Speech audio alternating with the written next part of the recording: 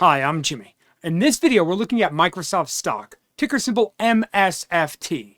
So we're going to look at the basics of Microsoft's business, and then we're going to run through some developments and ultimately try to come up with the fair value for Microsoft stock using discounted free cash flow to see if Microsoft is worth buying today.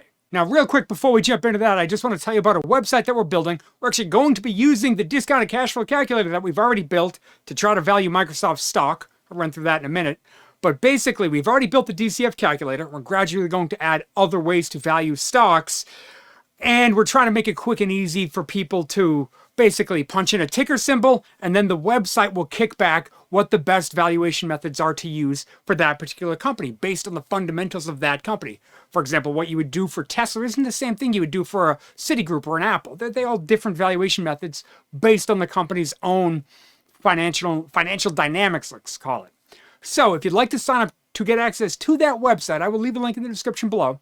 The advantage of signing up now before all of this is built is that we are locking in the price. So if somebody were to sign up today, and let's say you signed up for an annual membership, well, the price gets locked and it will never go up on you.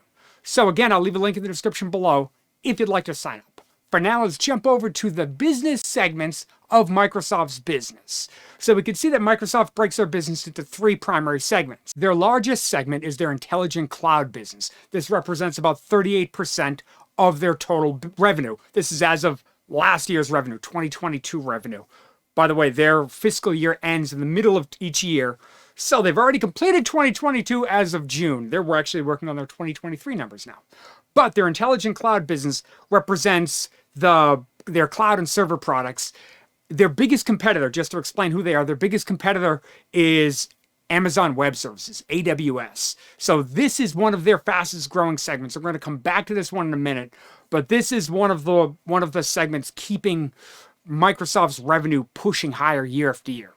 Their second largest segment is their business processes and productivity business line, and that represents about 32% of total revenue. Now, this is where they book revenue for their Office products, for their Skype, OneDrive. They own LinkedIn. Revenue from LinkedIn goes here. So it's again, Microsoft's a fairly immersive company. They are in a lot of different segments, and this is where they house those segments. Their smallest segment, although it still represents about 30% of total revenue, is their personal computing business. So personal computing, this accounts for their Windows products. It accounts for some of their hardware, things like their laptops, Xbox, even their Xbox software. You can sign up for like Xbox Live, things like that. That revenue is accounted for in this business segment. So when we look at their segments, we can see that overall, they're a fairly well-diversified company in many different business lines. And this is likely to serve them well in the coming future. In fact, if we were to jump over to some of their numbers and we were to look at their revenue, well, we could see that revenue has ramped up nicely, and analysts are expecting for that revenue to continue to climb higher even as the economy struggles. So the analyst estimates are the green bars if you're curious. Now, this is one of the advantages to a company like Microsoft.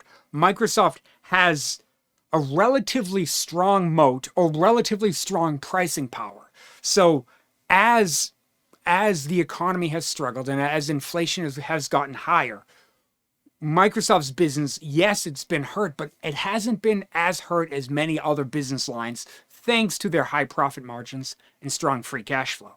In fact, if we were to go on to our free cash flow chart, we can see that free cash flow is not quite as steady as revenue has been, but still, it's quite good. Now, analysts are expecting for free cash flow to continue to climb higher.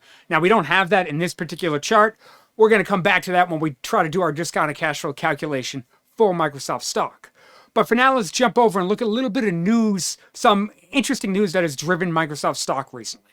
So, one thing that came out of the recent earnings report was that they increased their annual dividend to $2.72 per share on an annual basis. So they pay out quarterly dividends.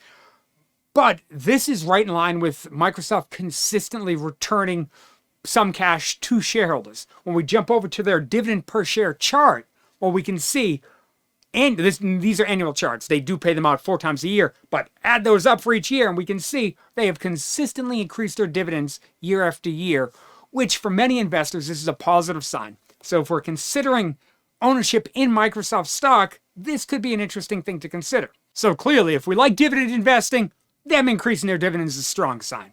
Now, along those same lines, and this brings us back to their cloud business, Microsoft has consistently pushed where they believe the future to be. Many things are going to the cloud. Amazon's pushing there. Microsoft is also pushing there. And when we saw their segment business before, well, clearly that part of their business is growing quite nicely.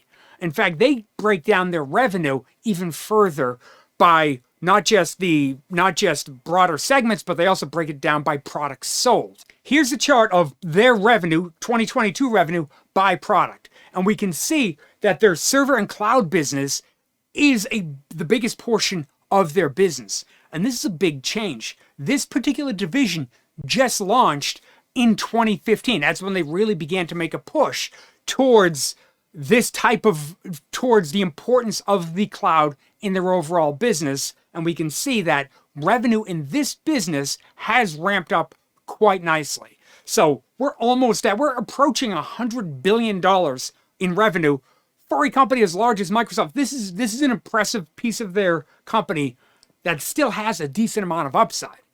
Now, when we go back to their individual products, well, one of the things that also I think is also important noting here is their gaming division.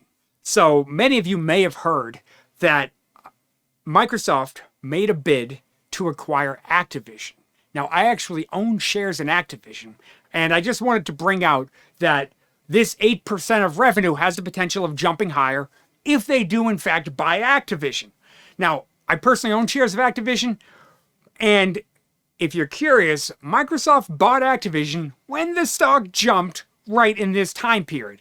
There was about a 25% jump in the stock price the day that they announced, the day that it came out. I'm not even sure they meant to announce it. The news got leaked, and then the stock started rallying, and then they came out with a formal announcement shortly after that. But I still own my shares of Activision today. Now, if you're curious why the broader trend for Activision stock since the announcement has been lower, well, one of the reasons for that is there's different regulatory bodies, particularly there's one in the UK right now that's potentially standing in the way of this deal happening. But from a overall revenue perspective for Microsoft, if they acquire Activision, great. That will help my Activision stock, and it will push that 8% revenue that we saw even higher. But if they don't, I still think that there's plenty of positive signs for Microsoft's broader business. In fact, if we go back to some of the recent bullet points, well, clearly there's plenty of good news right now for Microsoft. And with Microsoft's stock pulling back recently, I think it now makes sense for us to switch over to discounted cash flow to see if Microsoft's worth investing in today. So on the discounted cash flow calculator, by the way, this is the website that I mentioned before. You punch in the ticker up top and it kicks back a fair value. We can see we're getting a fair value of $243 per share. Right now, that's showing Microsoft as being somewhat undervalued. At the time of this recording, the stock was about $234. And if it keeps falling, this one could get even more and more interesting. Now, for me, on a personal basis, when I think about my broader investment portfolio, Microsoft is one of those companies I've wanted to own for a while. In fact, I did not think it would get back to this price because as the stock market has fallen, Microsoft has hesitated a lot more, probably again because of all the things we've talked about. So now that it's down here, this is one that I want to add to my investment portfolio.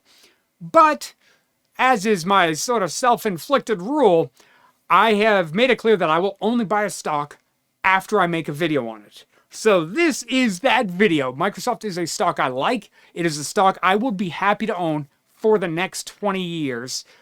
I believe if you could buy great companies at good prices and hold it for a long time, let those compound on top of each other, let the returns compound, I think you could do quite well. I think Microsoft is a great company, and I like the price that it's at. So as long as the stock stays down near these levels, within the next few days, I personally will be adding Microsoft stock to my investment portfolio. Now, if you'd like to sign up to get access to this website, I will leave a link in the description below. We get a link right here. And thank you so much for sticking with me all the way to the end of the video. I really do appreciate it. Thank you, and I'll see you in the next video.